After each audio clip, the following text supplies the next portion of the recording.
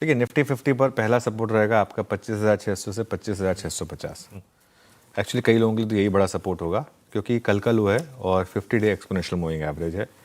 और अगर इसके नीचे अगर आप निकले आशीष तो फिर बड़ा सपोर्ट आएगा आपका 25,400 से 25,450, जो पिछला रेजिस्टेंस था और आपका 20 डे एक्सपोनेंशियल मूविंग एवरेज है। बेसिकली मैं ये कह रहा हूँ कि अगर आप इसके नीचे फिसल गए ना तो फिर ये पूरा अप ट्रेंड फेल होने का रिस्क रहेगा।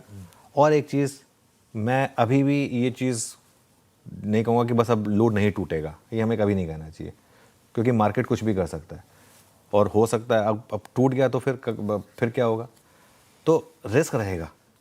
हम एक अजम्पशन ले सकते हैं कि होपफुली बजट डे लो जो था उसने एक इवेंट बेस्ड बॉटम बनाया, एक अजम्पशन और एक होप लेके चल सकते हैं, लेकिन ज़रूरी नहीं है कि वो नहीं टूटेगा क्योंकि ये चीज़ें ना आपके वापस अगर मार्केट आपके अगेंस्ट जाए ना तो वो बहुत बुरी तरीके से वापस आती हैं, आपके टूट सकता है, वो रिस्क रहेगा हमेशा, उस रिस्क को आप पकड़ के चलिए। लेकिन होपफुली 90% प्रोबेबिलिटी ये रहेगी कि हम एक बना चुके हैं बॉटम। अब आते हैं रेजिस्टेंस पर। पहली रेजिस्टेंस रहेगी 25,800 से 25,850। कल जो majority of the trading range थी वो यहीं पर थी, मोस्ट ऑफ द टाइम 25,800 से 25,850 के बीच में थे। और फिर बड़ी रेजिस्टेंस 26,000, 26,100, कॉल राइटर का जोन, आपका साइकोलॉजिकल लेवल, जो मर्जी मान लीजिए उसे। आज केयरफुल रहें ट्रेडिंग में और पहले घंटे के हाई और लो इसका आप थोड़ा सा वेट करें। ये रहेगी मेरी अप्रोच निफ्टी 50 की। ठीक बात। निफ्टी बैंक में ना आप कहने को हाई था 61,764 का और लो था 59,732 का, इसका कोई मायने नहीं है, वो बस खुला नीचे आया, उसके बाद एक फ्लैट लाइन में बेसिकली ट्रेड करता रहा। कल कहने के लिए रिकॉर्ड बना दिया। हाँ, बस रिकॉर्ड बना दिया, लेकिन कोई ट्रेड नहीं थी, ट्रेडिंग नहीं थी कोई, है ना। अब बैंक निफ्टी में कल ओपन हाई था और बैंक निफ्टी भी कैंडल एक्चुअली कल काफ़ी नेगेटिव थी और ऊपर से हम करीब 2.5% नीचे बंद हुए हैं। 59,800 के नीचे अगर आप फिसले तो ये बड़ा नेगेटिव होगा बैंक निफ्टी के लिए और ऊपर की तरफ 60,500 की बड़ी रेजिस्टेंस मिलेगी।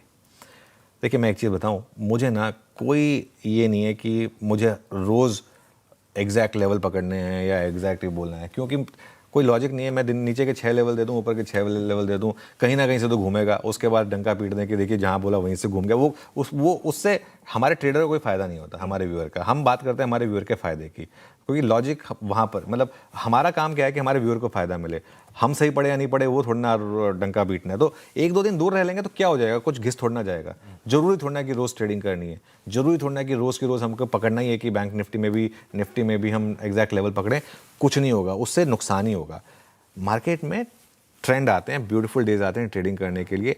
आज शायद उनमें से कुछ वो दिन ना हो और बहुत वॉलेटिलिटी है, दोनों तरफ पैसा खोने का रिस्क रहेगा। और एक चीज़, जिस तरीके के लेवल्स हैं ना उसमें आप कोई लॉजिकल स्टॉप लॉस नहीं लगा पाएंगे। 600 पॉइंट के, 800 पॉइंट के स्टॉप लॉस कोई ट्रेडर लगा सकता है क्या? Retail trader. एक लॉट में आपका इतना लॉस हो जाएगा, तो इसके लिए और उल जलूल स्टॉप लॉस लगाते हैं आप, वो फिर लक है। लकली हो सकता है कि आपका चल जाए। मान लो अब परसों कुछ लोगों ने कल की एक्सपायरी वाली कॉल मान लो लेके चले गए थे, अब वो कोई अच्छी ट्रेड थोड़ी ना थी, वो लक था कि बाई चांस वो चल गया।